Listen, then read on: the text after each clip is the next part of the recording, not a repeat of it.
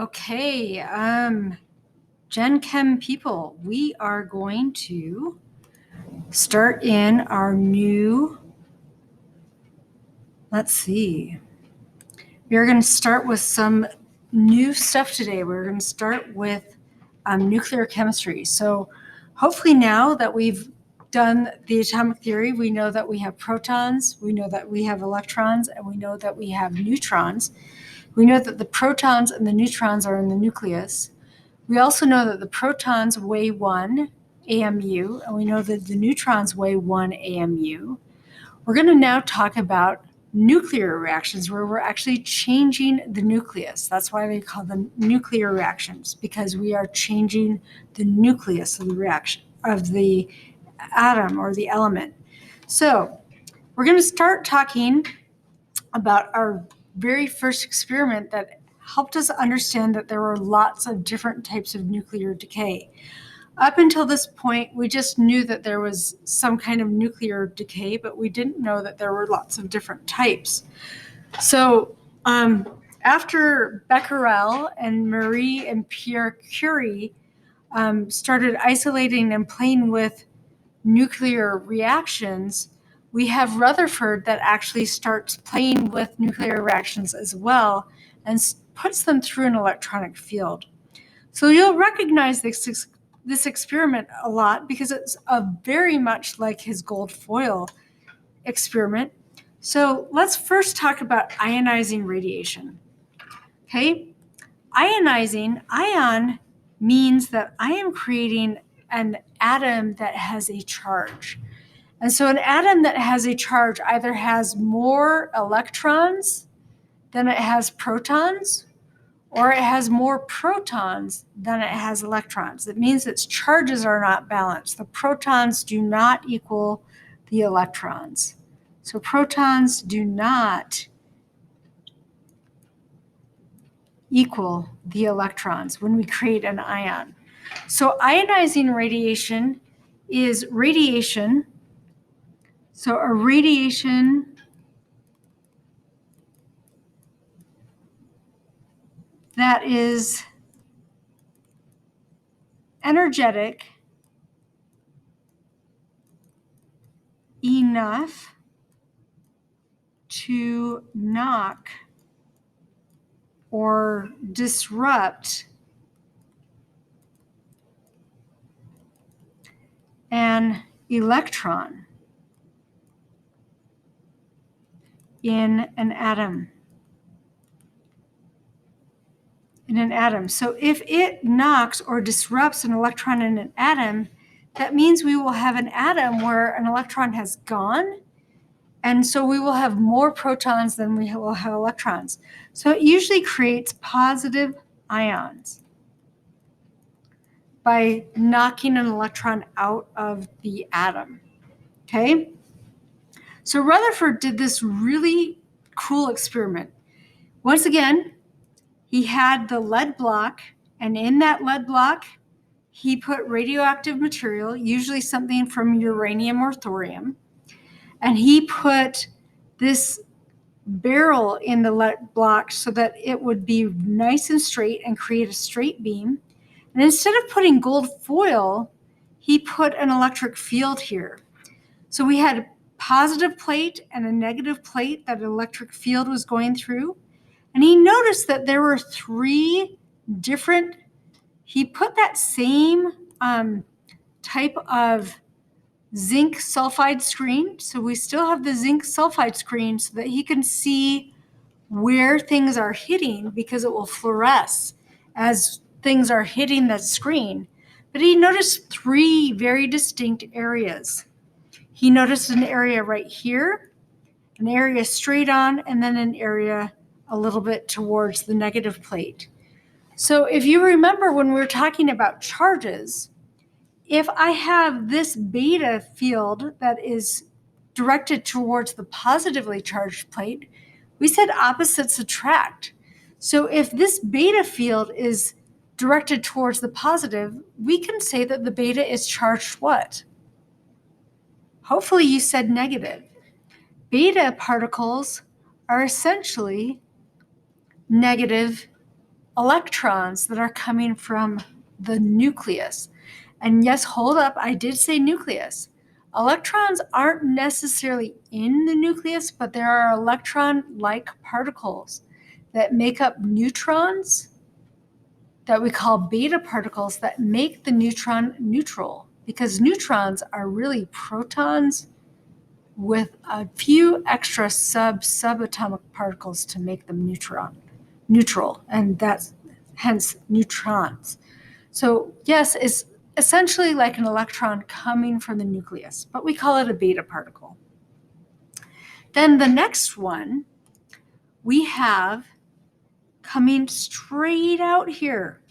It's not deflected either to the positive or to the negative plate. So if it's not deflected to either positive or negative, we could also say that it is neither positive nor negative. It is a neutral thing.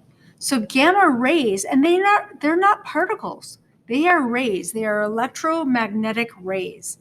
They have no mass and they have no charge. Okay? So no mass, no charge. And then our last one, we'll notice we have the alpha particles that are being deflected towards the negative field. So if they're deflected towards the negative field, we can say that the alpha particles are charged what? They are charged positively. So alpha particles, there's two ways that we can write alpha particles. Alpha particles, notice it's not deflected nearly as much as the beta particles either. So if it's not deflected nearly as much, what can we also say about that mass? It's harder to move things that are heavy. So we know that the alpha particles are also much heavier than the beta particles. So alpha particles are essentially, they have a mass of 4. They have 2 protons. So they are essentially a helium nucleus that has been stripped of the electrons. They have a charge of +2. So we can write them like this. We don't normally put this charge in here. So normally when we write an alpha particle, we don't put this +2 charge here. We can also write an alpha particle with the alpha symbol and a mass of 4 and a proton number of 2. There's also another way that we can write the beta particle. Sometimes we write the beta particle as an electron with a mass of 0 and a charge of -1. Okay? So all 3 of these types of radiation also have different penetrating powers. I have linked a video demoing these penetrating powers to this module. I just want to talk about it a little bit. Alpha, because alpha particles are heavy. They are really heavy, being a whole nucleus of a helium atom. They can't move very far. Alpha particles don't travel more than a couple feet. They are blocked really easily by something as simple as paper or your skin. So alpha particles really aren't that dangerous if you're exposed to them, because your skin will block them, paper will block them, even your clothes will block them. The only way that alpha particles become really dangerous is if you eat them or if you breathe them in. So you guys are too young to remember this, but in 2010, there was a worldwide spy kind of whodunit thing that went on in London, England. There was an ex-KGB or an ex-Soviet spy who was living in London, England, and all of a sudden he became really sick. Oh my, why is Hudley installing a camera? It should already be installed. Anyway, when this spy showed up at the hospital in London, they couldn't quite figure out why he was so sick. And it took them a couple of days to figure out, but he was being poisoned by polonium-210, which is an alpha emitter. And by the time they figured out what was killing him, what was making him sick, it was too late. And he actually ended up dying. So yeah, the the Soviet Union, well, it wasn't the Soviet Union at the time, but 2010, it was Mr. Putin who had killed an ex-KGB spy who was living in London by method of alpha particles. Okay? Beta particles are a little bit heavier. They do have mass, but not much. They have a charge of -1, and they are essentially an electron. They will go through paper, but if you have aluminum or any type of metal, they can be blocked pretty well. But gamma on the other hand, no mass, no charge. They go through pretty much anything. It usually takes about 7 to 8 feet of concrete thick that's reinforced with steel to block gamma. So if you go to the old bunkers that are nuclear bunkers, you will see walls of steel and concrete that are 7 or 8 miles thick to block the gamma. Okay, so these are the 3 modes of decay. I want to go over balancing these equations really quick and kind of show you what's going on. So if I have something really big like plutonium-239, remember, this top number is our mass number, and this bottom number is our proton number. Okay? So if I have plutonium-239, it's a very, very heavy nucleus. It's so heavy, in fact, that it's really unstable. And it's going to kick out alpha particles to try and make itself smaller, to try and make itself more stable. So if I have plutonium and it kicks out an alpha particle, I will have uranium-235 when I'm done. Notice 239 is equal to 4 plus 235. And my proton number, 94 right here, is equal to 2 plus 92. So we have what is called conservation of mass or matter, whatever way you want to think about it. I have to have my mass numbers add up on both sides of the equation. I also have to have my proton numbers add up and be equal on both sides of the equation. Remember, this was a rule that Antoine Lavoisier postulated, and it's still in effect with nuclear. So let's do an example.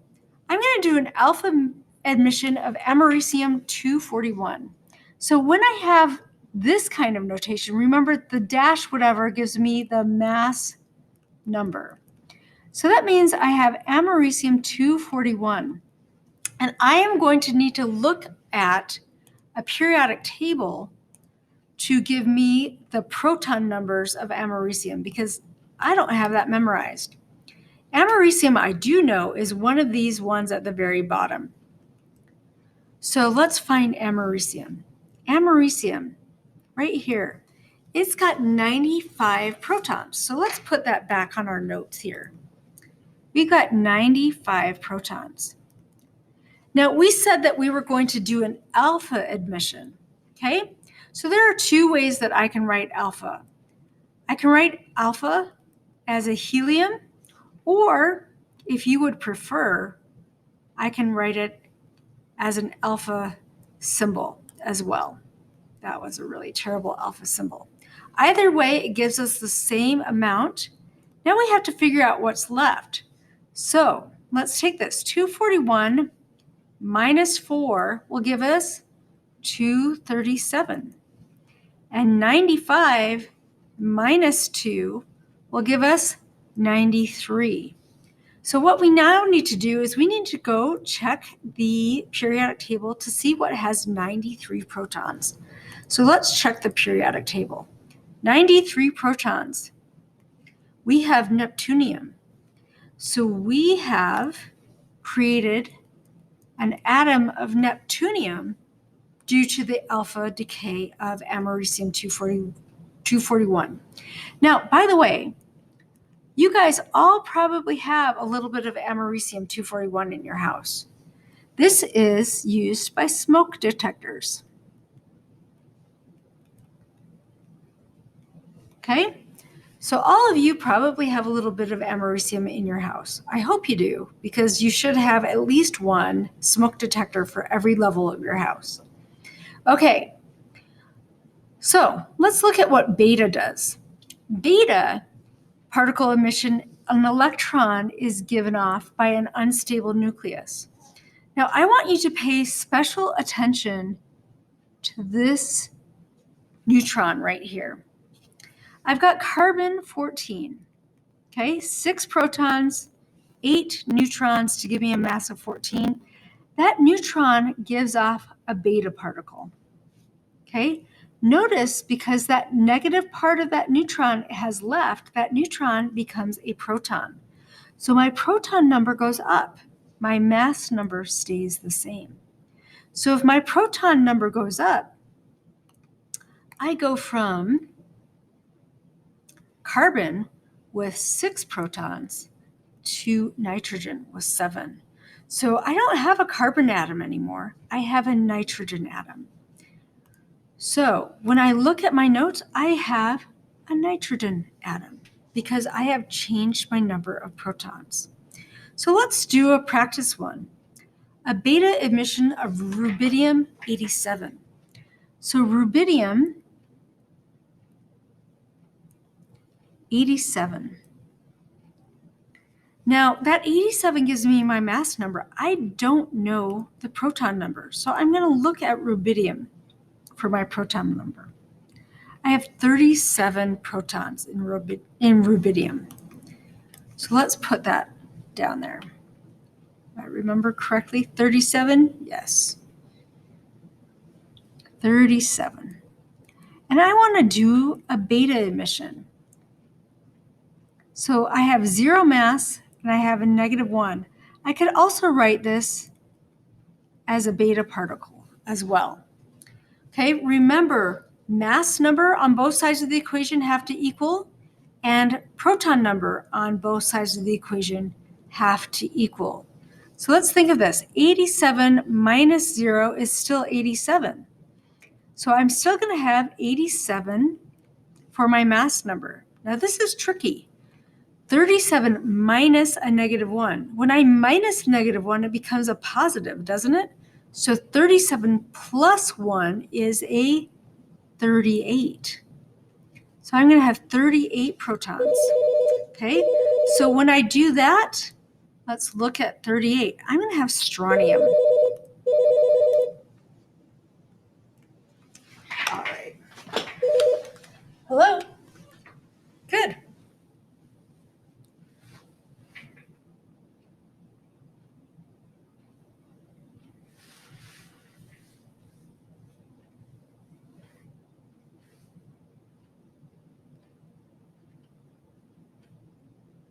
Okay.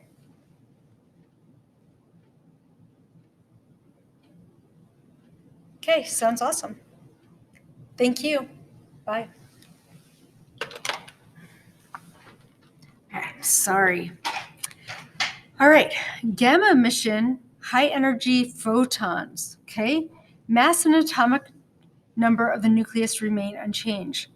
This is why it's normally emitted in the nuclear equation, because the mass and the atomic number remain unchanged. We just have the same atom.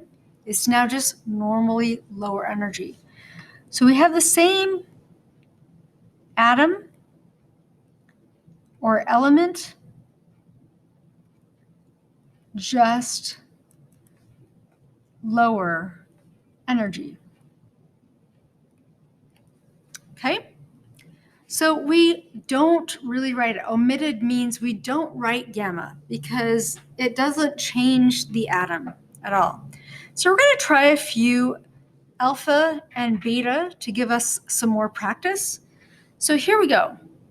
Let's try when we start with radon. We have radon 222, and we're going to do an alpha decay. So let's see what's left. So 222 minus 4 will give me 218, right? And 86 minus 2 will give me 84. So let's look on our periodic table and see what has 84 protons. Okay, so if I look at 84, I've got polonium. By the way, this was discovered by Marie Curie, and she named it polonium after her homeland, Poland. Okay, so this is polonium. We have polonium 218. Okay, next one, let's do another alpha particle one. So if I do, let's do this one.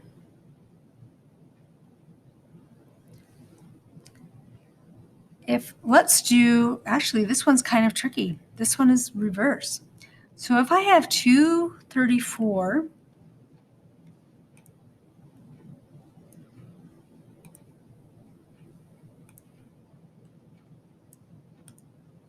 oh my gosh, it's not going to let me erase. 234 and 90, I have thorium, and I have an alpha admission. Can we tell what came before? We can, because remember, the mass numbers on both sides of the equation have to add up. So 234 plus 4 is 238.